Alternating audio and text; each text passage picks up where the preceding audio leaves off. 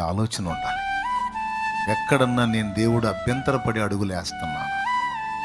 నేను మళ్ళీ చెప్తున్నా, తమ్ముడు, నీకు తెలిసినంత వరకు అన్ని బ్యాలెన్స్ చేసుకున్నావా?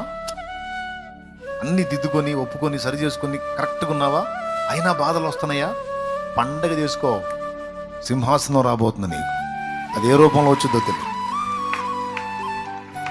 పండగ చేసుకో, రెండంతలు దీవెన రాబోతుంది. మంచిగా ఉంటే అయినా కూడా నీకు అగచాట్లు వస్తే అది నీకు ప్లస్సే, అది నీ ప్రమోషన్ కారణం.